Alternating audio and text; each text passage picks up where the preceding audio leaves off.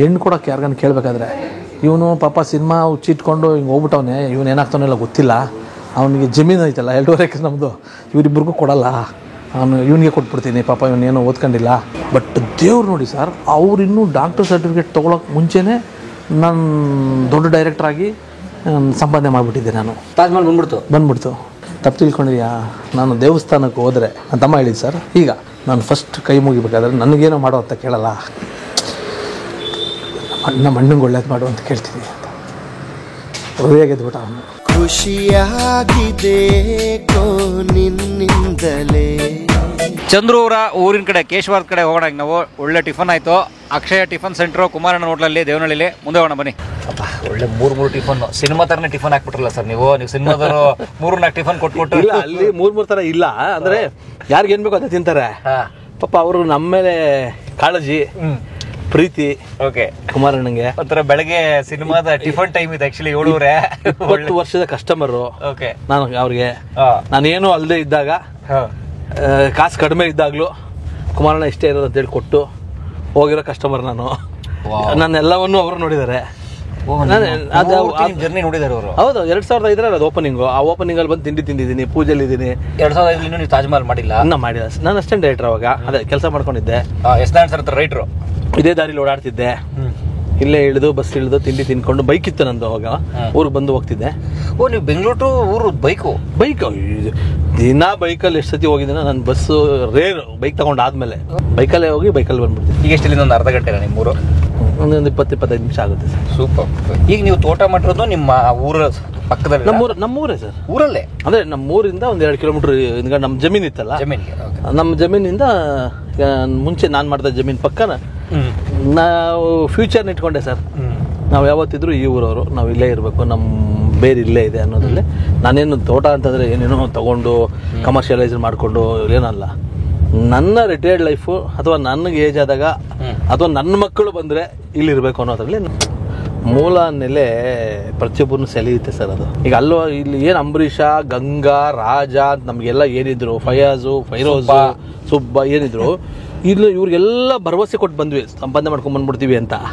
ಅಲ್ಲಿ ಬಂದಮೇಲೆ ಹಿರೇಮಠ, ಶಿಡ್ಲಘಟ್ಟ ಶ್ರೀನಿವಾಸ್ ಸರು, ಗೆಜ್ಜೆನಾದ ವಿಜಯ್ ಕುಮಾರ್ ಸರು ಅಥವಾ ಮಂಜು ಮೌರ್ಯ, ಈ ಸರ್ಕಲ್ಲು ನಮಗೆ ಏನೇನು ಬೆಳೀತಾ ಹೋಯ್ತು. ಅಲ್ಲಿಗೂ ಹೋದಾಗ ಅಲ್ಲಿ ಒಂದು ಬಾಂಡೇಜ್ ಬೆಳೆದ್ಬಿಡ್ತು ಮನುಷ್ಯನಿಗೆ. ಯಾವಾಗಲೂ ಸರ್ ಸಂಘಜೀವಿ ಅವನು ಹೋಗಿ ಅಲ್ಲಿ ಇದು ನಂದು, ಅಲ್ಲೊಂದು ಕಾಂಡಿಮೆಂಟ್ಸು, ಅಲ್ಲೊಂದು ಮನೆ, ಅಲ್ಲೊಂದು ಸ್ಕೂಲ್ ಕರ್ಕೊಂಡು ಹೋಗ್ಬೇಕು, ಬ್ಯುಸಿ ಆಗ್ಬೇಕು ಅವನು.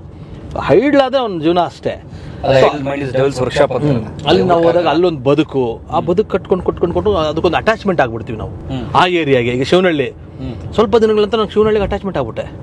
ಅಯ್ಯೋ, ಊರಿಗೂ ಎಷ್ಟು ಬರ್ತೀನೋ ಅಷ್ಟೇ ಅಲ್ಲಿಗೂ ಆಗ್ಬಿಟ್ಟೆ ಅಟ್ಯಾಚ್ಮೆಂಟ್. ಅದೇ ಮನೆ, ಅಲ್ಲೊಂದು ಕಾಂಡಿಮೆಂಟ್ ಸಿಟಿ, ಹುಡುಗರು ಬರೋರು, ಅಲ್ಲಿರೋ ಫ್ರೆಂಡ್ಸ್ಗಳು, ಅಲ್ಲಿರೋ ಜನ. ಅದಾದ್ಮೇಲೆ ಇದು ಒಂದು 50% ಡೈಲ್ಯೂಷನ್ ಆಗ್ತಾ ಬಂತು.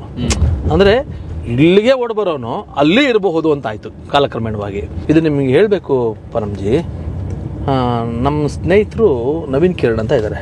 ಅವ್ರ ತಾತ ಒಂದು 3-4 ಸತಿ MLA ಚಿಕ್ಕಬಳ್ಳಾಪುರದಲ್ಲಿ. ನನಗೆ ಫ್ರೆಂಡ್, ಅವ್ರ ಮೊಮ್ಮಗ, ಒಂದು ಬ್ರದರ್ ಥರ, ಫ್ರೆಂಡ್ ಥರ. ಅವ್ರು ನಾವು 8ನೇ ಕ್ಲಾಸಿಂದ ಅವ್ರ ಜೊತೆಯಲ್ಲಿ ಓದಿದ್ವಿ, ಅವ್ರ ಆಶ್ರಮದಲ್ಲಿ ಬೆಳೆದ್ವಿ ನಾವು ಚಿಕ್ಕಬಳ್ಳಾಪುರದಲ್ಲಿ. ನವೀನ್ ಕಿರಣ್ ಅಂತ. ನಾನು ಒಳ್ಳೆ ಒಡನಾಟ.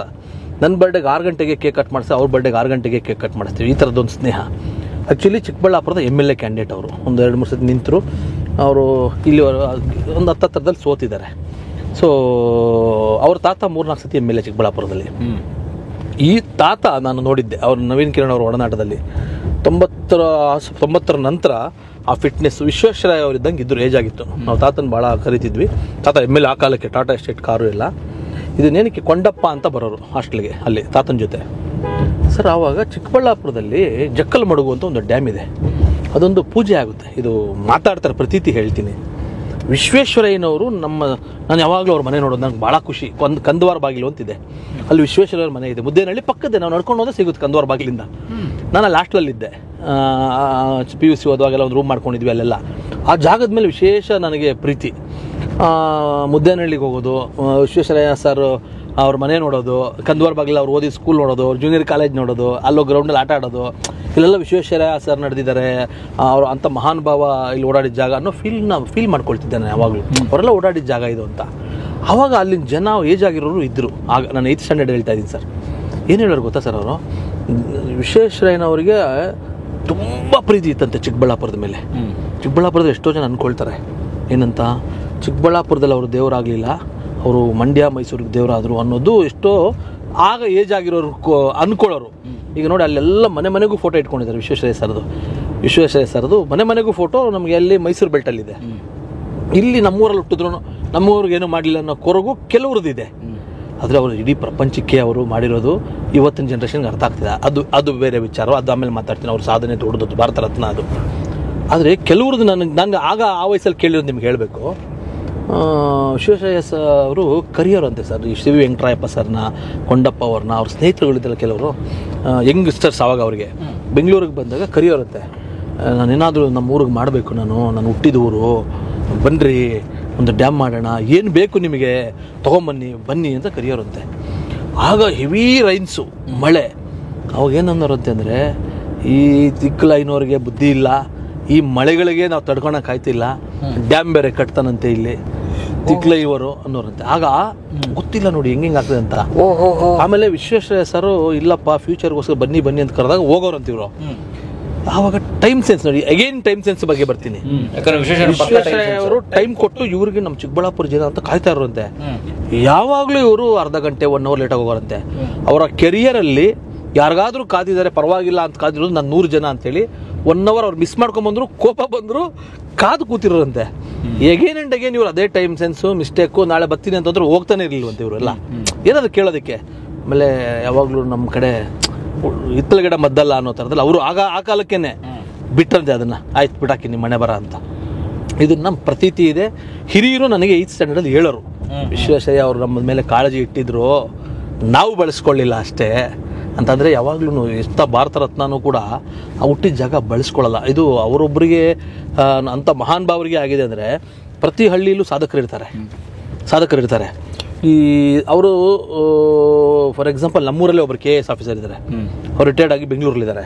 ನಾವು ಅವ್ರನ್ನೆಲ್ಲ ಹೇಳೋರು, ಇಲ್ಲಿ ಕೆಲಸ ಮಾಡ್ತಿದ್ರು, ಕೂಲಿ ಮಾಡ್ತಿದ್ರು, ಇವಾಗ KS ಆಫೀಸರ್ ಶ್ರೀರಾಮಯ್ಯ ಅಂತ KS ಆಫೀಸರ್ ಆಗಿದ್ದಾರೆ, ಅವ್ರು ದೊಡ್ಡ ಸಾಧನೆ ಮಾಡಿದ್ದಾರೆ ಅಂತ ಅವ್ರನ್ನೆಲ್ಲ ಇನ್ಸ್ಪೈರ್ ಆಗಿ ಬೆಳೆದ್ವಿ ನಾವು.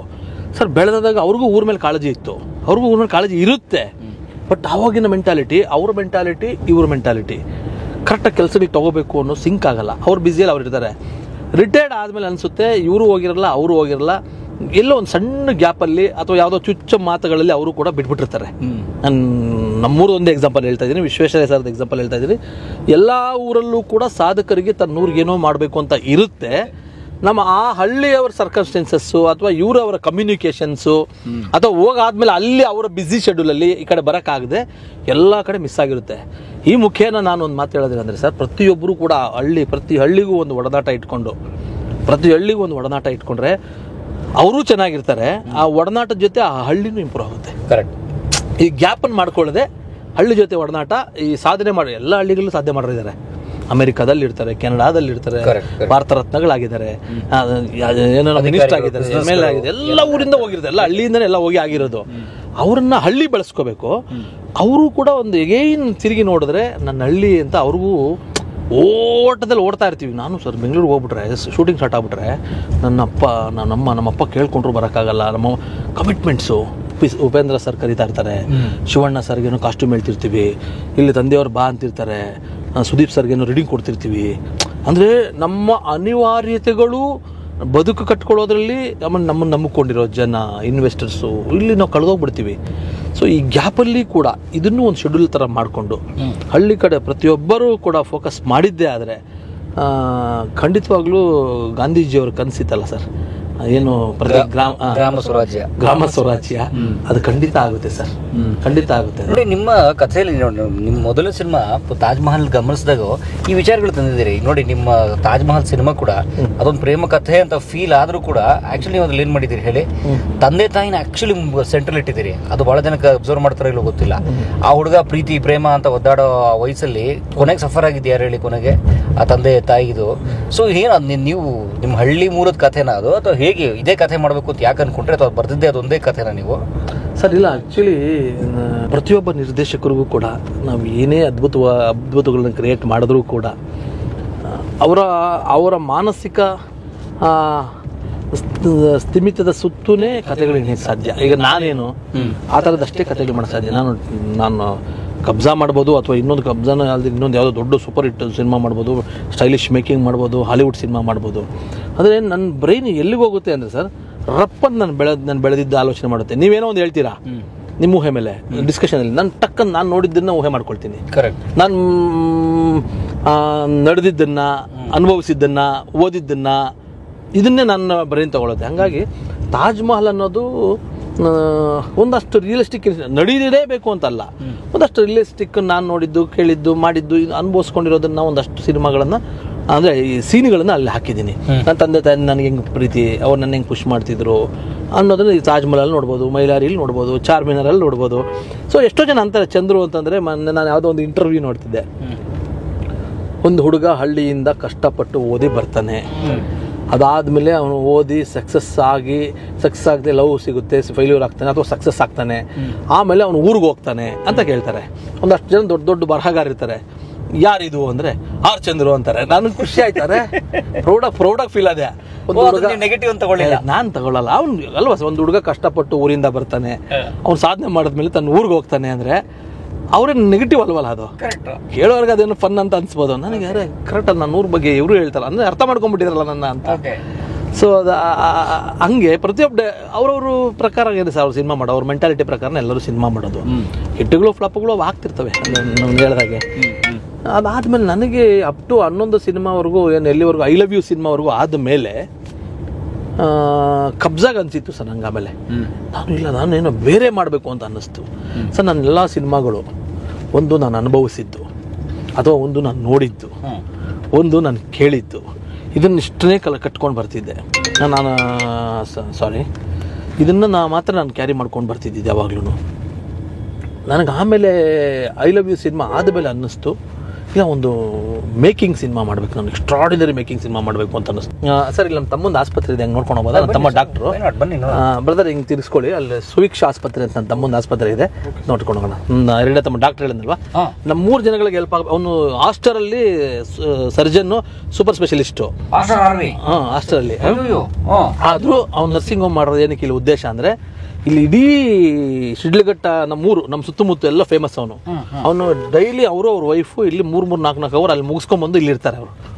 ಅಂದ್ರೆ ನಮ್ಮ ಜನಗಳು ನಾವು ಓದಿದ್ದಕ್ಕೆ ನಮ್ಮೂರಿಗೆ ಹೆಲ್ಪ್ ಆಗಬೇಕು. ನನ್ನ ತಮ್ಮ ನಾನು ಅವನು ಎಂತೆಂಥ ಕಡೆ ಆಫರ್ ಬಂದರು ಬೇಡ, ನನಗೆ ಹೇಳ್ತಾನೆ, ಅಣ್ಣ ನಾವು ನಮ್ಮೂರಿಗೆ ಹೆಲ್ಪ್ ಆಗ್ಬೇಕು, ನಾವು ಫಸ್ಟ್ ಇಲ್ಲಿದ್ದ ನಮ್ಮ ಜನಗಳಿಗೆ ಸೇವೆ ಆಗ್ಬೇಕಲ್ವಾ, ಇಲ್ಲಿ ಬೆಳೆಸ್ಕೊಂಡಿದೀವಲ್ವಾ ಅಂತ ಹೇಳಿ ಅವ್ನು ಇಲ್ಲೇ ನರ್ಸಿಂಗ್ ಹೋಮ್ ಮಾಡ್ದ. ನಾನು ಬೈತಿರ್ತೀನಿ. ನಿಮ್ಮ ತಮ್ಮ ಡಾಕ್ಟರ್ ನಟರಾಜ್ ಡಾಕ್ಟರ್ ಬೆಂಗಳೂರಲ್ಲಿ ಓದ್ತಿದ್ರು, ಬೆಂಗಳೂರು ಮೆಡಿಕಲ್ ಕಾಲೇಜಲ್ಲಿ. ಅವ್ರಿಗೋಸ್ಕರ ನೀವು ಮನೆ ಮಾಡಿದ್ರಿ ರಾಜನಗರ, ಪ್ರಕಾಶ್ ನಗರ. ಕರೆಕ್ಟ್. ಅವ್ನಿಗೆ ನಾನು ಏನೋ ನಟರಾಜ್ ಅಲ್ಲಿಂದ ಬತ್ತೀಯ ರಾತ್ರಿ ಆಗಲು ಪಾಪ ಸರ್, ಅಯ್ಯೋ ಅನ್ಸ್ಬಿಡ್ತಾವೆ ಅವ್ನು ನೋಡಿದ್ರೆ. ಹತ್ತಿರಗಳು ದುಡಿತೀಯ, ರೈಟಲ್ಲಿ ಆಸ್ಪತ್ರೆ, ನಿನ್ಗೆ ಇಲ್ಲಿ ಬೇಕಾ ಅಷ್ಟು ದೂರಿಂದ ಬರೋದು. ನಾನು ನನ್ನ ತಮ್ಮನ ಮೇಲೆ ಕಾಳಜಿಗೆ ಅವ್ನು ಹೇಳ್ದ, ನಾನು ಎಲ್ಲೋ ಹೋಗಿ ದುಡಿಯೋದಕ್ಕೂ ನನ್ನ ಸುತ್ತು ನನ್ನ ಜನ ನೀನು ಮಾಡ್ತೀಯಲ್ಲ ನಂಗೆ ನಾನು ಮಾಡೋದಕ್ಕೂ ಇಲ್ಲಿ ಎಷ್ಟಿದೆ ಅಂದರೆ, ಯಾರೋ ಒಂದಷ್ಟು ಮೊನ್ನೆ ಪೇಷಂಟ್ಗಳಿಗೆ ಒಂದು ಊಟಕ್ಕೆ ಹೋಗಿದ್ದೆ, ನಿಮ್ಮ ತಮ್ಮನ ಇರೋದು ಕೈ ಮುಗಿಬೇಕಪ್ಪ, ನಮ್ಗೆ ಧೈರ್ಯವಾಗಿದ್ದೀವಿ, ಏಜ್ ಆಗಿದೆ 75-80 ವರ್ಷ, ನಾವೆಲ್ಲ ಧೈರ್ಯವಾಗಿದ್ದೀವಿ. ಡಾಕ್ಟರ್ ನಟರಾಜ್ ಅಂತ ನೆನ್ಸ್ಕೊಂಡ್ಬಿಟ್ರೆ ಒಂದು ಇಂಜೆಕ್ಷನ್ ಒಂದು ಮಾತ್ರೆಗೆ ಹ್ಯಾಪಿಯಾಗಿರ್ತೀವಿ ಅಂತ ಹೇಳ್ತಿದ್ರು. ಬನ್ನಿ ನೋಡೋಣ, ಚಂದ್ರು ಅವ್ರ ತಮ್ಮನ ಆಸ್ಪತ್ರೆ ನೋಡಿ ಬನ್ನಿ. ಬಾರಕ್ಕೆ ಈ ಕಡೆ ಹಾಕೋ, ನಿಲ್ಸ್ಕೊಬೇಡ. ಒಂದು ಫೋನ್ ಮಾಡ್ತೀನಿ ಇದ್ರೆ ತಮ್ಮ ಬ್ರದರ್ ಇದ್ರೆ ಕರೀರಿ. ಸುವಿಕ್ಷಾ ಹಳ್ಳಿಯ ಸೀದಾ ಸಾದಾ ಹೈದ ಮೈಲಾಪುರ ಮೈಲಾರಿ, ಶಿಡ್ಲಘಟ್ಟ, ದೇವನಹಳ್ಳಿ ಸೆಂಟ್ರಲ್, ವಿಜಯಪುರ. ಇದು ವಿಜಯಪುರ ವಿಜಯಪುರ ಜನರ ಬಾಯಲ್ಲಿ ವಿಜಯಪುರ, ದೇವನಹಳ್ಳಿ ಪಕ್ಕ ವಿಜಯಪುರ. ಸುಭಿಕ್ಷಾ ಆಸ್ಪತ್ರೆ, ಅವ್ರ ಮಗಳ ಹೆಸರು ಸುಭಿಕ್ಷಾ, ನನ್ನ ತಮ್ಮನ ಮಗಳು. ಸುಭಿಕ್ಷಾ ಆಸ್ಪತ್ರೆ ಇದು. ಡಾಕ್ಟ್ರು ಡೇಲೆಲ್ಲ ಅಲ್ಲಿ ಎಲ್ಲ ಬೇರೆ ಬೇರೆ ಆಸ್ಪತ್ರೆಗೆ ಹೋಗ್ತಾರೆ, ಅದೆಲ್ಲ 8 ಗಂಟೆ ಇಬ್ಬರು ಡಾಕ್ಟ್ರು. ಅದು ಮುಗಿಸ್ಕೊಂಡು ಮಧ್ಯಾಹ್ನ ಇಲ್ಲಿಗೆ ಬರ್ತಾರಂತೆ. ರಾತ್ರಿ 12 ಗಂಟೆವರೆಗೂ ಅವರು ಸರ್ಜನ್ ಬೇರೆ, ಆಪರೇಷನ್ಸ್ ಎಲ್ಲ ಇರುತ್ತೆ. ನೈಟ್ ಎಲ್ಲ ಮುಗಿಸಿ ನೈಟು ಮತ್ತೆ ಎಲ್ಲ ಮುಗಿಸಿ ಬೆಂಗಳೂರಿಗೆ ಹೊರಡ್ತಾರೆ. 4 ಅವರ್ ಕೂಡ ಮಲಗಲ್ಲ ಅವನು. ನೋಡಿದ್ರೆ ನನಗೆ ಎಷ್ಟೋ ಸಹ ಅವ್ನು ನೋಡಿ ಕಣ್ಣಲ್ಲಿ ಬರುತ್ತೆ, ಏನು ನಟ ಇಷ್ಟೊಂದು ಕಷ್ಟಪಡ್ತೀಯ ಅಂತಂದರೆ, ದೇವ್ರು ನಮಗೊಂದು ವಿದ್ಯೆ ಕೊಟ್ಟಿದ್ದಾರಲ್ವ, ಜನಕ್ಕೆ ಯೂಸ್ ಆಗಬೇಕು ಅಂತಾರೆ. ಸೊ ನಮ್ಮ ಕಡೆಯವ್ರು ಎಲ್ಲರೂ ದೇವ್ರ ಥರ ನೋಡ್ತಾರೆ, ದುಡ್ಡು ಇರಲಿ ಇಲ್ಲದೆ ಹೋಗಲಿ. ಅವ್ನು ಚಿಕ್ಕ ವಯಸ್ಸಿಂದನೇ ಅದೇ ಥರ ಕ್ಯಾರೆಕ್ಟ್ರು. ತುಂಬ ತುಂಬ ಒಳ್ಳೆಯ ಹೆಸರು ಮಾಡಿದ್ದಾರೆ ಇಲ್ಲಿ. ಇದೊಂದೇ ಆಸ್ಪತ್ರೆ ಇರೋದ್ರಿಂದ ಇಲ್ಲಿ ಚಿಕ್ಕ ಚಿಕ್ಕ ಕ್ಲಿನಿಕ್ಸ್ ಇದೆ. ಬಟ್ ಇಲ್ಲಿ ಅದೇ ಆಪರೇಷನ್ ಥಿಯೇಟ್ರು OT ಎಲ್ಲವೂ ಇದೆ ಇಲ್ಲಿ. ಆಮೇಲೆ ದೊಡ್ಡ ದೊಡ್ಡ ಡಾಕ್ಟರ್ಸ್ ಕರೆಸ್ತಾರೆ, ನನ್ನ ತಮ್ಮನ ಡಾಕ್ಟ್ರು ಫ್ರೆಂಡ್ಸ್ಗಳೆಲ್ಲ ಬರ್ತಾರೆ. ಸೊ ನಾನು ಗೈನಕಾಲಜಿಸ್ಟು ಮತ್ತು ಆಂಕಾಲಜಿಸ್ಟು, ಕ್ಯಾನ್ಸರ್ದು ಸಮಥಿಂಗ್ ಏನಾಗಿದೆ ಆಂಕಾಲಜಿ. ವೈಫ್ ಬಂದು ಇದು paediatrist, children specialist. Kavitha, doctor Kavitha MD sir. ನೋಡಿ ನಮಗೆ ಇವ್ರ ಮೇಲೆ ಎಷ್ಟು ಇಬ್ಬರ ಮೇಲೆ ಫೋಕಸ್. ಅವ್ರು ಹೇಳಿದ್ವಲ್ಲ ಸರ್, ಎಜುಕೇಷನ್ ಅಂದ್ರೆ ನಮ್ಗೊಂದು ಫೋಬಿಯಾ ಆಗೋಯ್ತು ಅಂತ. ಇಷ್ಟು ಡಾಕ್ಟ್ರುಗಳನ್ನು ಇಲ್ಲಿ ಈ ಊರಲ್ಲಿ ಕೊಡೋದಿದೆಯಲ್ಲ ಸರ್, ಇದು ದುಡ್ಡು ಅನ್ನೋದಕ್ಕಿಂತ ಹೆಚ್ಚಿಗೆ ಒಂದು ಸರ್ವಿಸ್ ಅನ್ನೋದು ಮುಖ್ಯ ಆಗುತ್ತೆ. ನನಗೆ ಆವಾಗ ಅನ್ಸೋದು, ನನ್ನ ತಮ್ಮನಿಗೆ ಏನಪ್ಪ ಇವತ್ತು ಸ್ಕೂಲ್ಗೆ ಹೋಗ್ತಾನೆ, ಕಾಲೇಜ್ಗೆ ಹೋಗ್ತಾನೆ, ಮೆಡಿಕಲ್ಗೆ ಅವ್ನಿಗೆ ಒಂದು 50 ರೂಪಾಯಿ ಕೊಡಬೇಕಾಗೋದು. ನನಗೆ ಹಿಂದಿನ ದಿನ ಚಿಂತೆ ಆಗ್ಬಿಡೋದು. ಶಿವನಹಳ್ಳಿದ್ದಾಗ ನಮ್ಮ ನಟರಾಜು ಬಸ್ಸಲ್ಲಿ ಹೋಗೋರು, ನನ್ನ ಮನೇಲಿ ಇಟ್ಕೊಂಡೆ ಕರ್ಕೊಂಬತ್ತೀವಿ, ಹಾಸ್ಟೆಲ್ ಫೀಸ್ ಕಟ್ಟೋಕ್ಕಾಗ್ತಿರ್ಲಿಲ್ಲ. ಸೊ ಒಂದೊಂದು 50-50 ರೂಪಾಯಿಗೂ ನಾನು ಫೀಲ್ ಆಗ್ತಿದ್ದೆ ಅವಾಗ. ನಾನು ಕಾಲೇಜಿಗೆ ಹೋಗ್ತಿದ್ದೆ ಅಂತೇಳಿ ಫಸ್ಟ್ ಚೈನ್ ಮಾಡಿಸ್ಕೊಂಬಂದೆ. ಅವ್ನು ಇವತ್ತು ಫೀಲ್ ಹತ್ಬಿಡ್ತಾನೆ ಅವನು. ಚೈನ್ ಇಲ್ಲ, ನೀನು ಕಾಲೇಜಿಗೆ ಹೋಗ್ತಿದ್ದೆ, ಸಣ್ಣದೊಂದು ಚೈನ್ ಮಾಡಿಸಿದ್ದು ಬಂಗಾರದ ಹಾಕಿದ್ದೆ ಅವನಿಗೆ. ಅವ್ನು ಓದುವಾಗ ನೀವು ನಾನು ಸ್ಟ್ಯಾಂಡರ್ಡ್ರು. ಅವನು ಮೊನ್ನೆ ಏನೋ ಕಾರಣಕ್ಕೆ ನಾನು ಬೈದ್ಬಿಟ್ಟೆ ನನ್ನ ತಮ್ಮನಿಗೆ. ಈಗ ರೀಸೆಂಟು ಏನು ಅಂದ್ಕೊಂಡಿದ್ದೆ ನೀನನ್ನು, ಜನರಲ್ಲಾಗಿ ಏನು ಮನೇಲಿ ಒಂದು ಫ್ಯಾಮಿಲಿ ಇರಲಿ ನೋವುಗಳು ಅಂತ ಹತ್ಬಿಟ್ಟ ಮೊನ್ನೆ ರೀಸೆಂಟ್ ಒಂದು 2-3 ತಿಂಗಳಿಂದ. ಬೇಡಪ್ಪ 3 ತಿಂಗಳಲ್ಲೇ ಅವನು ನನಗೆ ತುಂಬ ಹಾರ್ಟ್ ಟಚ್ ಆಗ್ಬಿಟ್ಟು ಸರ್. ನನ್ನ ತಮ್ಮ ಡಾಕ್ಟ್ರು, ನೀನು ನನ್ನನ್ನು ತಪ್ಪು ತಿಳ್ಕೊಂಡಿದ್ಯಾ, ನನ್ನನ್ನು ಸುಬ್ಬು ಅಂತ ಕರೀತಾನೆ ನನ್ನನ್ನು. ನಮ್ಮ ತಾತನ ಹೆಸರು ಸುಬ್ರಾಯಪ್ಪ, ನಾನು ಹಂಗೆ ಇದ್ದಂತೆ. ಹಂಗಾಗಿ ಅವನು ತಪ್ಪು ತಿಳ್ಕೊಂಡಿದ್ಯಾ, ನಾನು ದೇವಸ್ಥಾನಕ್ಕೆ ಹೋದರೆ, ನನ್ನ ತಮ್ಮ ಹೇಳಿದ್ದು ಸರ್, ಈಗ ನಾನು ಫಸ್ಟ್ ಕೈ ಮುಗಿಬೇಕಾದ್ರೆ ನನಗೇನೋ ಮಾಡೋ ಅಂತ ಕೇಳಲ್ಲ, ನಮ್ಮ ಅಣ್ಣಂಗೆ ಒಳ್ಳೇದು ಮಾಡು ಅಂತ ಕೇಳ್ತೀನಿ ಅಂತ. ಒಳ್ಳೆಯಾಗಿದ್ಬಿಟ್ಟ ಅವನು. ರೀಸೆಂಟಾಗಿ 1-2 ತಿಂಗಳಾಯಿತು. ಇಲ್ಲ ನಾನು ನೀನು ತಪ್ಪು ತಿಳ್ಕೊಂಡು, ಅವನು 4 ಅವರ್ ಮಲಗಲ್ಲ ಅವನು. ಅಲ್ಲಿ ಆಪ್ರೇಷನ್ ಹೋಗ್ತಿರ್ತಾನೆ. ಹಂಗೆ ನಾನು ಅವ್ನು ದುಡಿತಿದ್ದಾನೆ, ಅಲ್ಲಿ ಮನೆ ಕಟ್ತಿದ್ದಾನೆ, ಇಲ್ಲದೇನೆ ನಮ್ಮನ್ನೆಲ್ಲ ಮರ್ತೋಗಿದ್ದಾನೆ. ಅಪ್ಪನ ಮಾಡಿದಾಗ ನಮ್ಮ ತಂದೆಯವ್ರನ್ನೂ ಚೆನ್ನಾಗಿ, ನಮ್ಮ ತಂದೆ ಇವತ್ತು ಬದುಕಿದ್ದಾನೆ ಅಂತಂದರೆ ಅವನೇ ಕಾರಣ. ಡಾಕ್ಟ್ರ್ ಇರ್ಬೇಕು ಸರ್ ಮನೆಯಲ್ಲಿ. ಅವನಿಗೆಲ್ಲ ಕಾರಣಕ್ಕೆ ನಾನು ಹಿಂಗೆ ಜನರಲ್ಲಾಗಿ ಬೈದೆ. ನಾನು ನಿನ್ಗೆ ಜವಾಬ್ದಾರಿ ಇಲ್ಲ, ನೀನು ಬರೀ ನಿನ್ನ ಇದರಲ್ಲಿದೆಯಾ ಅಂತಂದರೆ ಬೈದಾಗ ಅವನು ಸರ್ ಎಮೋಷನಾಗಿ ಫಸ್ಟ್ ಟೈಮ್ ನನ್ನ ತಮ್ಮ ಕಣ್ಣಲ್ಲಿ ನೀರು ಹಾಕ್ಕೊಂಡು ಹತ್ತಿ ನಮ್ಮ ಮನೇಲಿ ನಮ್ಮ ಅಪ್ಪ ಕೂತಿದ್ರು. ನನಗೆ ಹೇಳ್ದವನು, ಸಗು ನೀನು ತಪ್ಪಾಗಿ ಭಾವಿಸ್ಕೊಂಡಿದ್ಯಾ, ನಾನು ಇವತ್ತು ದೇವಸ್ಥಾನಕ್ಕೆ ಹೋದರೆ ಫಸ್ಟು ನನಗೆ ನನ್ನ ಹೆಂಡತಿ ಮಕ್ಳಿಗೆ ಒಳ್ಳೇದು ಮಾಡು ಅಂತ ಕೇಳೋದಕ್ಕೆ ಮೊದಲು ನಮ್ಮ ಅಣ್ಣ ಚೆನ್ನಾಗಿರ್ಬೇಕು ಅಂತ ಕೇಳ್ತೀನಿ, ತಪ್ಪಾಗಿ ಭಾವಿಸ್ಕೋಬೇಡ ನೀನು ಅಂತಂದ. ಅಂದರೆ ಫ್ಯಾಮಿಲಿ ವಿಚಾರದಲ್ಲಿ ಅಂದರೆ ಅಷ್ಟು ಜೆಂಟಲ್ಮನ್ ನನ್ನ ತಮ್ಮ ನಟರಾಜು. ಸೊ ಇಲ್ಲಿ ಯಾಕೆ ನಿನಗೆ ಈ ಆಸ್ಪತ್ರೆ ಎಲ್ಲ ಇಲ್ಲಿ ಅಲ್ಲಿಂದ ಟ್ರಾವೆಲ್ ಮಾಡ್ತೀಯಾ, ಇದೆಲ್ಲ ಯಾಕಪ್ಪ ಅಂತಂದರೆ, ಇಲ್ಲ ನಾನು ಇದನ್ನೆಲ್ಲ ಬೆಂಗಳೂರು ಮಾಡಿದ್ರೆ ದುಡ್ಡು ಮಾಡ್ಬೋದು, ದುಡ್ಡು ಎಷ್ಟು ದಿನ ಇರ್ತದೆ, ಅವನೊಂಥರ ಸ್ಪಿರಿಚುವಲ್ ಅವನು. ದುಡ್ಡು ಎಷ್ಟು ದಿನ ಇರ್ತದೆ, ನಾನು ಇಲ್ಲಿರೋದ್ರಿಂದ ನನ್ನ ಸುತ್ತು ಇರೋರು ಅಪ್ಪನ ಫ್ರೆಂಡ್ಸ್ ಬರ್ತಾರೆ, ನಮ್ಮ ಜೊತೆ ಬೆಳೆದವ್ರು ಬರ್ತಾರೆ, ನನ್ನ ಫ್ರೆಂಡ್ಸ್ ಬರ್ತಾರೆ, ಅವರಿಗೆಲ್ಲ ಸರ್ವಿಸ್ ಆಗ್ತಿದೆಯಲ್ಲ ಅಂತಂದರೆ. ಒಂದು ಊರಬ್ಬ ಮಾಡಿದ್ರು ಇಲ್ಲಿ ಪಕ್ಕದೊಂದು ಹಳ್ಳಿ. ನನ್ನ ಫ್ರೆಂಡ್ ಜನಾರ್ದನ್ ಅಂತ ಅವರಪ್ಪ. ಊಟಕ್ಕೆ ಹೋದ್ವಿ, ನಾನು ಹೋದೆ. ಊಟ ಮಾಡ್ತಿರ್ಬೇಕು, ಅವರಪ್ಪ ಬಂದರು. ಒಂದು 80 ವರ್ಷ ಆಗಿದೆ ಅಪ್ಪ ಅಂತ ಕೈ ಮುಗಿದ್ರು. ಏಜ್ ಆಗಿದೆ. ಏನಂದರೆ ಸತ್ತೋಗ್ಬಿಡ್ತಿದ್ನಪ್ಪ, ನಮಗೆ ಡಾಕ್ಟರ್ ನಟರಾಜ್ ಅವರಲ್ಲ, ಆ ಧೈರ್ಯದ ಮೇಲೆ ಬದುಕ್ತಾ ಇದ್ದೀವಿ. ಏನನ್ನ ಆಯಿತು ಅಂದ್ರೆ ನಟರಾಜ್ ಇಲ್ಲೇ ಅವರೇ ಬಿಡು ಅಂತ ಬದುಕ್ತಾ ಇದ್ದೀನಿ ನಾನು. ಇನ್ನೂ 5 ವರ್ಷ 10 ವರ್ಷ ಇರ್ತೀನಿ ಅಂದರು. ಅಯ್ಯಪ್ಪ, ನನ್ನ ತಮ್ಮನ ಮೇಲೆ ರೆಸ್ಪೆಕ್ಟ್ ಅನಿಸ್ಬಿಡ್ತು ಸರ್. ನಮಗೆ ಚಿಕಿತ್ಸೆ ಕೊಡೋದಕ್ಕಿಂತಲೂ ಡಾಕ್ಟರ್ ಅವರೇನು ಪಕ್ಕದಲ್ಲಿ ಮಿಡ್ನೈಟ್ ಹೋದ್ರು ನಿಮ್ಮ ತಮ್ಮ ಇರ್ತಾನೆ. ಒಂದು ನಮ್ಮ ಕೈ ಹಿಡ್ಕೊಂಡು ನೋಡಿ ಒಂದು ಇಂಜೆಕ್ಷನ್ ಹಾಕ್ಬಿಡ್ತು ಅಂದರೆ ನಮಗೆ ಅಲ್ಲಿ ಹೊಟ್ಟೋಯ್ತು, ಅಲ್ಲಿಗೆ ಇನ್ನೂ ಬದುಕಿದ್ದೀನಿ ಅಂದರು. ಹಂಗೆ ಎಷ್ಟು ಜನಕ್ಕೆ ಹೆಲ್ಪ್ ಆಗುತ್ತೆ ಒಂದು ಆಸ್ಪತ್ರೆ. ಡಾಕ್ಟ್ರು ಮತ್ತು ನಮ್ಮ ತಂದೆಗೆ ಈಗ ಒಂದು ಸ್ವಲ್ಪ ದಿನದಿಂದ ಡಯಾಲಿಸಿಸ್ ಸ್ಟಾರ್ಟ್ ಮಾಡಿದ್ವಿ. ಅವ್ರಿಗೊಂದು ಸ್ವಲ್ಪ ಕಿಡ್ನಿ ಫೇಲ್ಯೂರ್ ಆಗಿ ಅದು ಈಗಲೂ ಕಿಂಗ್ ಇದ್ದಂಗಿದ್ದಾರೆ ಬಿಕಾಸ್ ಆಫ್ ಡಾಕ್ಟ್ರು. ನಮ್ಮ ತಮ್ಮ ಅವ್ರಿಗೆ ಆ ಫೀಲಿಂಗೇ ಇಲ್ಲ. ಎವ್ರಿ ಟೈಮ್ ಚೆಕಪ್ಪು, ಅವ್ರ ವೈಫು ಎಲ್ಲ ನೋಡ್ಕೊಳ್ಳೋದು, ಟ್ಯಾಬ್ಲೆಟ್ಸು, ಬಿಕಾಸ್ ಆಫ್ ಡಾಕ್ಟರ್. ಎಷ್ಟು ವರ್ಷ ಆಯ್ತು ಈ ಆಸ್ಪತ್ರೆ? ಇದು ಕೋವಿಡ್ ಟೈಮಿಂದ ಮಾಡಿದ್ದು. ಒಂದು 5 ವರ್ಷ ಆಗಿದೆ, 4ರಿಂದ 5 ವರ್ಷ ಆಗಿದೆ. ಡಾಕ್ಟರ್ ಸುಧಾಕರ್ ಅವರು ಬಂದು ಇನಾಗ್ರೇಷನ್ ಮಾಡಿದ್ದೆ. ಆವಾಗ ಮೆಡಿಕಲ್ ಮಿನಿಸ್ಟರ್ ಆಗಿದ್ದರು. ತುಂಬ ಈ ಸುತ್ತಮುತ್ತ ಎಲ್ಲರಿಗೂ ಇದೊಂದು ಏನಂತಾರೆ ಸರ್, ಆರೋಗ್ಯ ಕೇಂದ್ರ, ಬಟ್ ಒಂದು ಧೈರ್ಯ ಕೇಂದ್ರ ಇದು ಎಲ್ಲರಿಗೂ. ನಾನು ರಾತ್ರಿ ಬೆಂಗಳೂರಿಗೆ ಹೋಗಿದ್ದಾರೆ. 2 ಗಂಟೆಗೆ ಬರ್ತಾರೆ. ಡಾಕ್ಟ್ರ್ ಎಷ್ಟೊತ್ತಿಗೆ ಬರ್ತಾರಪ್ಪ ನಟರಾಜ್ ಡಾಕ್ಟ್ರು? ಅಲ್ಲ, ನಾವು ಬರೋ ಟೈಮ್ಗೆ ಸೆಕೆಂಡ್ ಹಾಫಲ್ಲಿ ಅವ್ರು ಇರ್ತಾರೆ ಸಾಮಾನ್ಯ. OPD ಟೈಮ್ ಬರ್ತಾರಾ? ಮಧ್ಯಾಹ್ನ ಅವ್ರು ಬರೋದು. ಬಿಫೋರ್ ಅವ್ರ ವೈಫ್ ಬರ್ತಾರೆ. ಈಗ ಫಸ್ಟ್ ಹಾಫು ವೈಫ್ ಬರ್ತಾರೆ, ಸೆಕೆಂಡ್ ಹಾಫು ಅವ್ರು ಇರ್ತಾರೆ. ಅದ್ರ ಮಧ್ಯೆ ಎಲ್ಲ ಡಾಕ್ಟರ್ಸು ಇರ್ತಾರೆ. ಮೈನು ಇಂಥ ಒಂದು ಹಳ್ಳಿಲಿ ಹೋಬ್ಳಿ ಪ್ಲೇಸಲ್ಲಿ ನೋಡಿ, ಇಲ್ಲಿ ಸುಮ್ಮನೆ ಬೋರ್ಡ್ ನೋಡಿ ಸರ್, ಈ ಬೋರ್ಡಲ್ಲಿ ಒಂದು ಹೋಬ್ಳಿ ಪ್ಲೇಸಲ್ಲಿ ಜನಕ್ಕೆ ಎಂಥ ಸರ್ವಿಸ್ ನೋಡಿ. Doctor Kavitha S MBBS MD, doctor Kanaka Swaroop Nataraj MBBS MD general medicine, doctor Madev MBBS paediatrician, doctor Mandeep MS orthopaedic, Raghavendra MBBS MS orthopaedic. ನೋಡಿ ಇಷ್ಟು ಡಾಕ್ಟ್ರುಗಳನ್ನ skin specialist, MS ENT sir. ನೋಡಿ ಒಂದು ತಾಲೂಕಿಂದ ಪರಂಜಿ ಒಬ್ಬ ಡಾಕ್ಟರ್ ಆದರೆ ನೋಡಿ ಇಷ್ಟು ಜನ ಅವ್ರ ಸ್ನೇಹಿತರುಗಳೆಲ್ಲ, ಅಂದರೆ ಇಡೀ ತಾಲೂಕು ಆರೋಗ್ಯನ ಹೆಂಗೆ ಕಾಪಾಡ್ತಾರೆ ಅನ್ನೋದು. ಅಂದರೆ ಒಬ್ಬ ಡಾಕ್ಟ್ರ್ ಇದ್ದರೆ ಊರಿಗೆ ಏನು ಫೆಸಿಲಿಟಿ ಅನ್ನೋದಂದರೆ, ಒಂದು ಹಳ್ಳಿ ಮಾತ್ರ ಅಲ್ಲ, ಇದೊಂದು ತಾಲೂಕು ಪ್ಲೇಸ್, ಇದು ಸುತ್ತು 2 ತಾಲೂಕು ಮಧ್ಯದಲ್ಲಿ ಇಷ್ಟೂ ಡಾಕ್ಟ್ರುಗಳು ಸ್ಪೆಷಲಿಸ್ಟ್ಗಳು ಇದ್ದಾಗ ಎಲ್ಲೋ ಬೆಂಗಳೂರಿಗೆ ಹೋಗಬೇಕು, ನೈಟು ಏನೋ ಹೆಚ್ಚು ಕಡಿಮೆ ಆಯಿತು, ಡೆತ್ ಆದರೂ ಅದಾಯಿತು ಹೆಚ್ಚು ಕಡಿಮೆ ಆಯಿತು ಅಂತ ಇರುತ್ತೆ. ಇಲ್ಲೇ ಸರ್ಜರಿ ಇರುತ್ತೆ, ಇಲ್ಲೇ ಸರ್ಜನ್ಸ್ ಇರ್ತಾರೆ, ಸ್ಪೆಷಲಿಸ್ಟ್ ಇರ್ತಾರೆ.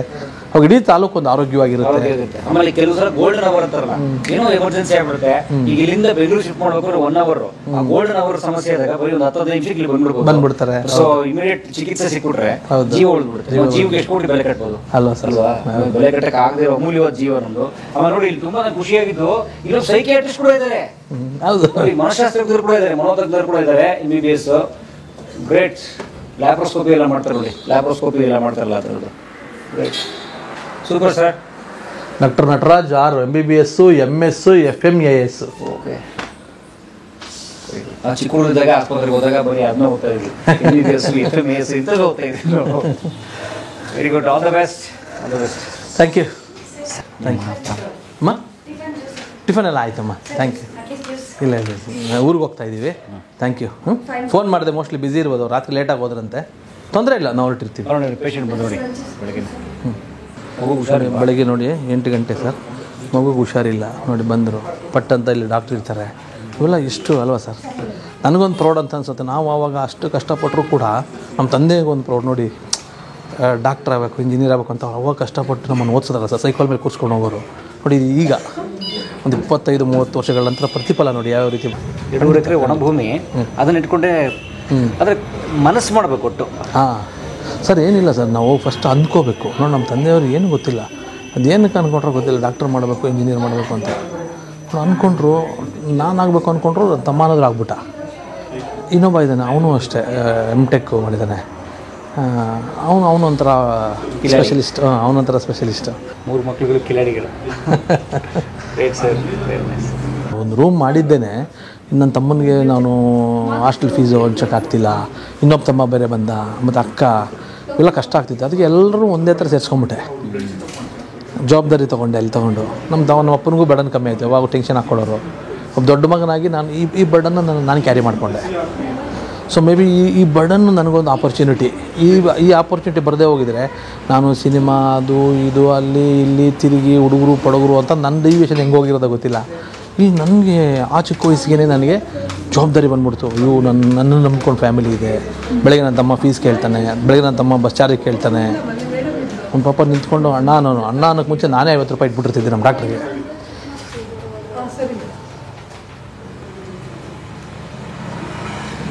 ಬಟ್ ನೀವು ಡಾಕ್ಟ್ರ್ ಓದ್ಬೇಕಾದ್ರೆ ನೋವು ಪಟ್ಟಿರೋ ದಿನಗಳು ತುಂಬ ಇರ್ತವೆ, ಸುಮ್ಮನೆ ಆಗಿರಲ್ಲ. ಹೌದೌದು ಸರ್, ನಾವು ಏನು ಮಾಡಿದ್ವಿ ಅನ್ನೋದಕ್ಕಿಂತ ಹೆಚ್ಚಿಗೆ ನಾನು ಅಂತ ಹೇಳ್ಕೊಡೋದು ತಪ್ಪಾಗುತ್ತೆ.